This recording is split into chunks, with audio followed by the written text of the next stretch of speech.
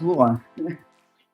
D'abord, et pour ceux qui ne me connaissent pas, moi je suis Jean-Michel Rouanet, donc de la RTC Bordeaux.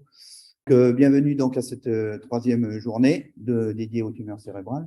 C'est une troisième journée, troisième édition d'une journée qu'on avait initiée il y a 3 ans avec Thomas Daubon, docteur CNRS.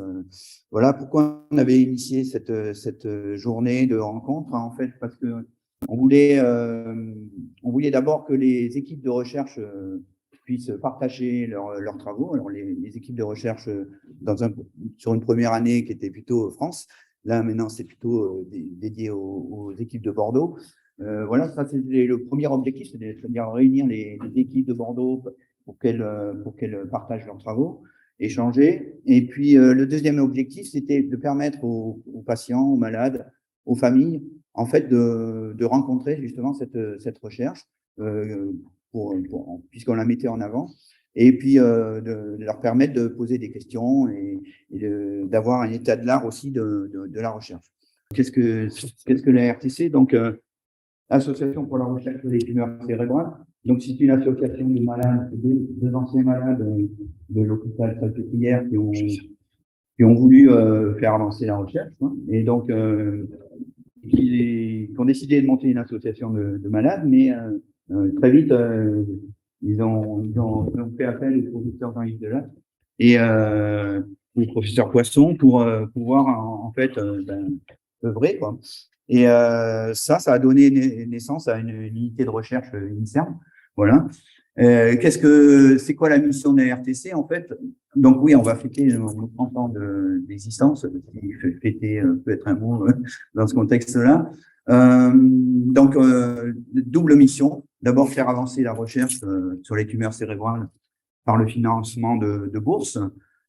Alors, il faut voir ça comme comme un incubateur de projets amont, très amont, voilà, que donc la RTC prend en charge.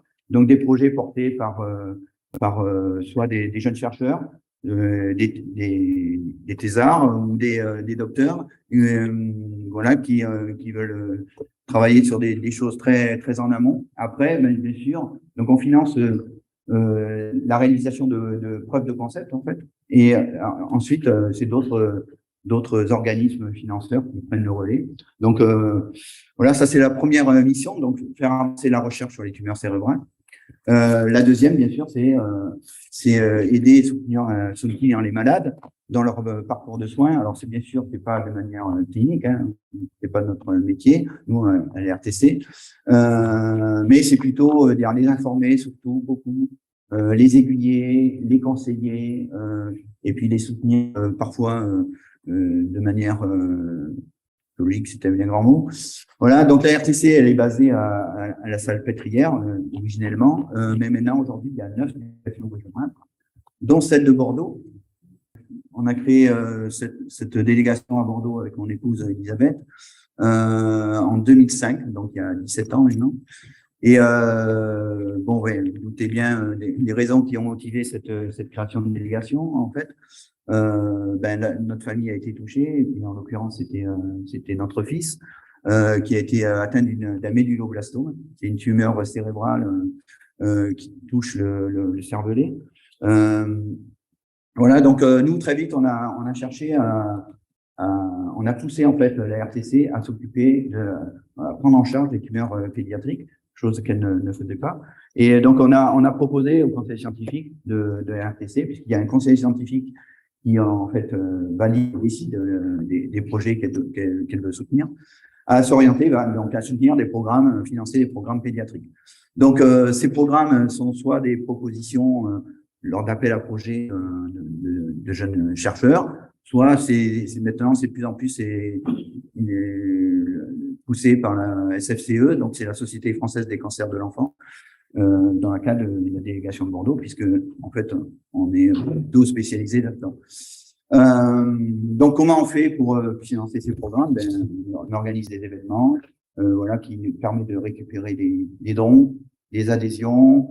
Bien sûr, il y a aussi des malades aussi qui organisent eux-mêmes des événements et qui redonnent comment dire, les bénéfices à la RTC Bordeaux. Donc, quelques exemples en fait de programmes qu'on a soutenus. Alors, essentiellement donc autour de programmes pédiatriques. Donc, vous voyez quelques programmes. Alors, comme à Bordeaux, il y a très peu il n'y a pas du tout, je crois, de recherche sur les tumeurs pédiatriques, je pense pas. On a beaucoup soutenu des programmes à l'IGR, l'Institut Curie, Gustave aussi, et puis aussi à Marseille. Ça, c'est quelques exemples parce qu'on a financé d'autres programmes. Voilà. Et alors, donc, comme je vous l'ai dit tout à l'heure, c'est des programmes très, très amont, mais qui, par exemple, comme celui de Christelle Dufour, c'est le premier qu'on a soutenu, qui est devenu un projet, majeur, on va dire, sur le méduloblastome, et même qui s'inscrit dans un projet européen. Voilà. Donc ça, je vais aller assez vite, on n'est pas très... Voilà.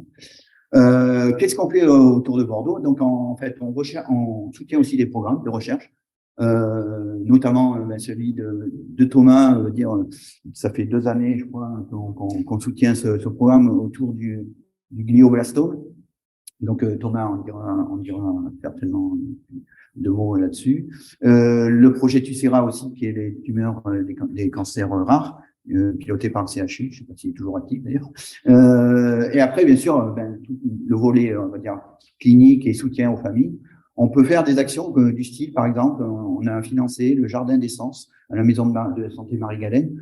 Le jardin d'essence, c'est quoi? C'est en fait, ils ont créé un espace, en fait, une approche thérapeutique un peu originale, un espace dans leur jardin où en fait les malades, alors notamment ceux qui sont atteints de tumeurs cérébrales, puisqu'ils ont une unité de soins dédiée, en fait, il y a le réveil d'essence quand ils naviguent dans ce jardin qui est très, très joli. Et bien, on finance aussi des équipements, par exemple aussi chez Marie-Galène. Et voilà, et on organise cette journée voilà, de rencontres. Ça fait donc la 3e édition. Je crois que Thomas, tu voulais... Mais bonjour à tous, du coup. Donc, moi, je vais vous faire très rapidement, en fait, une petite présentation du CIRIC Brio, puisqu'on est partenaire de ces journées depuis 3 ans maintenant. Donc, le CIRIC, c'est quoi? Alors, en fait, l'Institut national du cancer labellise des centres qu'on appelle centres d'excellence en recherche sur le cancer pour 5 ans. Donc, on reçoit une dotation de 6 millions d'euros avec l'objectif de mettre en place des programmes de recherche pluridisciplinaires sur le cancer. Donc, en fait, comment ça se passe? C'est un appel d'offres compétitif qui se passe au niveau national. Donc là, actuellement, on est sur la labellisation 2018-2022. Et donc, il y a 2 semaines, j'ai rendu le dossier pour une nouvelle labellisation, on espère, pour 2023-2027. Donc, vous voyez ici les centres qui sont actuellement labellisés par l'Institut national du cancer, dont Bordeaux. Et puis, donc, on a 4 partenaires à Paris et 4 partenaires, enfin, 4 aussi en province. Donc, en fait, ce label, pour nous, il est super important. Donc, Brio, c'est le CIRIC de Bordeaux. Donc, notre objectif, c'est de mettre en place, de financer et de mettre en place des programmes pluridisciplinaires de recherche sur le cancer avec des thématiques qui sont, on va dire, spécifiques du savoir-faire de nos équipes à Bordeaux. Et je vous disais que c'est pluridisciplinaire parce qu'effectivement, dans notre communauté, mais on a un peu de tout. Donc, c'est-à-dire qu'on a le milieu médical, mais on travaille aussi avec des biologistes, des chimistes, des physiciens, des sciences humaines et sociales. Et donc, l'objectif, c'est de faire travailler tout le monde ensemble autour de ces programmes de recherche intégrés.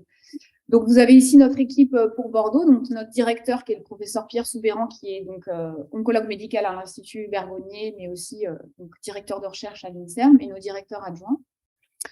Donc, pour ma part, moi, je m'occupe du suivi des programmes de recherche et ma collègue, donc, qui n'est pas là aujourd'hui, mais elle va s'occuper du volet communication et implication des patients. Donc, ça, c'était un point sur lequel je voulais insister. Alors, juste... Ah, merci.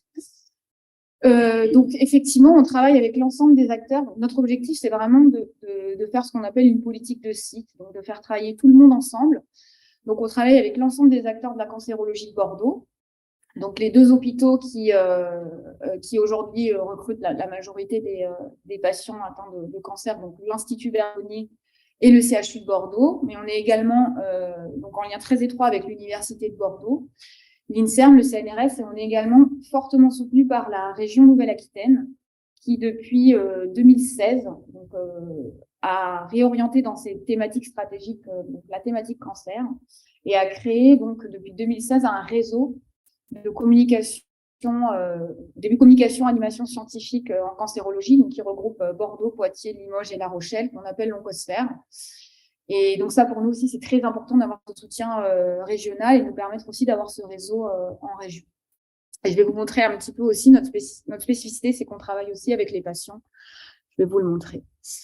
Donc, en quelques mots, nous, nos thématiques fortes sur Bordeaux, donc l'oncologie gériatrique, on travaille beaucoup sur cette thématique, notamment par le réseau du professeur Soubéran, la prise en charge des patients. Alors, j'ai mis âgés, mais après, où se place le curseur, évidemment, mais bon, c'est quand même une population très, très particulière pour laquelle il faut travailler spécifiquement avec un parcours de soins particulier. Les sarcomes, je pense que vous en avez entendu parler. Donc, l'Institut Bergonié, notamment, est un centre pilote intégré dans une base nationale autour de ces cancers, qui sont des cancers des tissus mous. On travaille aussi fortement, c'est une thématique très forte de Bordeaux, sur le lien entre pesticides, exposition et cancer.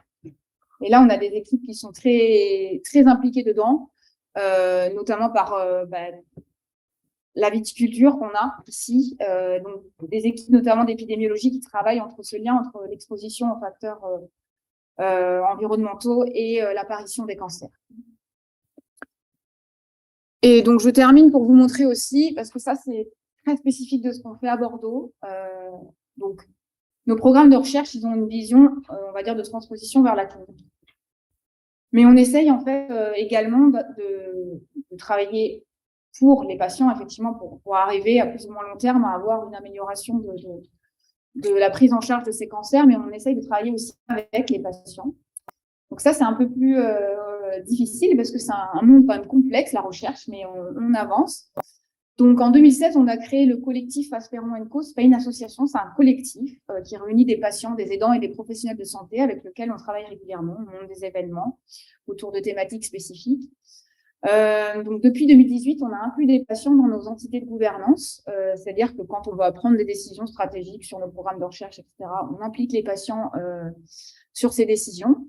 Et on a créé, je vais vous montrer, alors je suis désolée, les diapos sont en anglais, mais je vais vous montrer après, un comité de patients et d'aidants qu'on a créé en 2020 et qui nous a aidé à évaluer les projets de recherche qu'on a proposés pour notre futur dossier, donc que j'ai déposé il y a 2 semaines. Donc vous voyez, en fait, on essaye de monter un peu dans l'échelle d'implication des patients en fonction des projets à différents niveaux, mais on y arrive. Et donc, ça, c'est pour vous montrer des exemples de choses qu'on peut faire avec des patients. Donc, tous les ans, par exemple, on choisit une thématique de recherche avec eux et on organise une journée autour de cette thématique. On l'a fait autour de l'immuno-oncologie, de l'accès à l'innovation en santé. On travaille avec des comédiens qui nous permettent de vulgariser les concepts auprès du grand public. Donc ça, c'est assez sympa. Et on s'est adapté aussi pendant le Covid. Alors, on a réussi à faire un truc assez sympa, c'est-à-dire que dans le cadre d'un congrès scientifique international qui était le congrès de métabolisme et cancer, qui est un congrès vraiment purement scientifique, on a réussi à insérer une session où on a fait parler des patients autour de cette thématique cancer et nutrition. Donc, tout ça, vous pouvez les retrouver en fait sur notre chaîne YouTube, c'est complètement disponible. Et donc voilà, je vous montre notre comité de patients et d'aidants qu'on a créé donc en 2020. Donc avec donc certains sont patients partenaires, certains sont aidants. Et l'objectif, effectivement, c'est de travailler avec eux pour essayer de donner du sens à la recherche que l'on fait. Et donc le beau challenge auquel ils ont participé, effectivement, c'était d'évaluer nos programmes de recherche au même titre que nos experts scientifiques pour voir si effectivement il y avait du sens à cette recherche que l'on proposait. Donc voilà. Et pour la prochaine labellisation, donc le dossier, on espère que la réponse sera positive pour Bordeaux. Mais on a l'ambition aussi, effectivement, de réfléchir sur la manière dont on peut rémunérer ces patients partenaires, parce qu'aujourd'hui, il y a vraiment un gap complet dans la législation française. On n'arrive pas à le faire. Donc, ça, c'est quelque chose qu'on voudrait pousser. Et on commence à avoir des projets de recherche qui sont co-construits avec les patients. Donc, plusieurs exemples, notamment pour en citer un, on travaille beaucoup sur tout ce qui est le consentement, c'est-à-dire faciliter la participation des patients dans nos essais ou dans notre recherche au quotidien, notamment pour l'accès aux échantillons biologiques. Donc voilà, j'ai terminé pour ma part. Donc je pense que Thomas, si tu veux, je te laisse introduire la journée.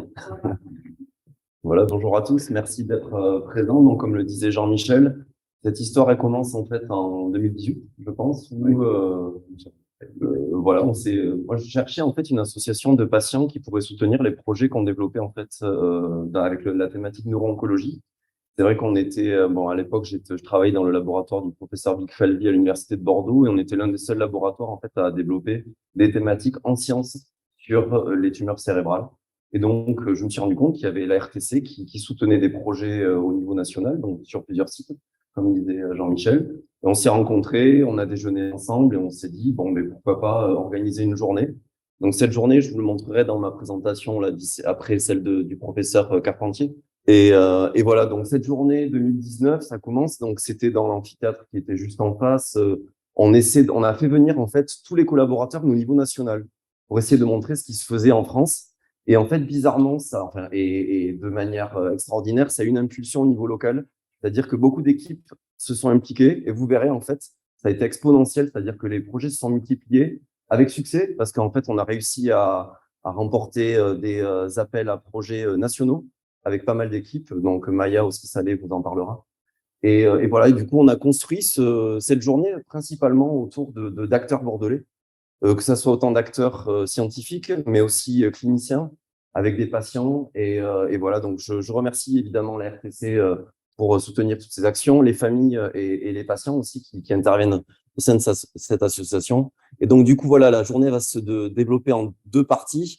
Une partie donc dans la matinée où on va vous parler de science de manière vulgarisée. Évidemment, on ne va pas rentrer dans le détail. Cependant, on vous a expliqué quand même point par point ce qu'on arrive à faire en laboratoire et notamment, en fait, comment les patients indirectement nous aident à répondre à certaines questions qu'on a en laboratoire. Ensuite, il y aura vraiment ça, on est plutôt ça dans la clinique, donc essayer de comprendre le parcours du patient. Donc, une tumeur cérébrale est détectée, qu'est-ce qui se passe à partir de ce moment-là? Et donc là, vous aurez tous les acteurs cliniques qui vous expliqueront en fait qu'est-ce qui se passe, point par point et étape par étape. Et ensuite, il y aura des tables rondes parce qu'on a essayé justement d'expliquer aussi, de vulgariser un peu ce qui peut se passer côté hôpital, mais aussi côté laboratoire avec des sortes de petits ateliers. Et Christelle aussi présentera en fait tout ce qui est autour du consentement du patient pour donner en fait notamment des échantillons de tumeurs. Donc ça, on vous expliquera et on vous montrera des cas concrets donc lors des exposés scientifiques. Voilà, merci une nouvelle fois à tous d'être là.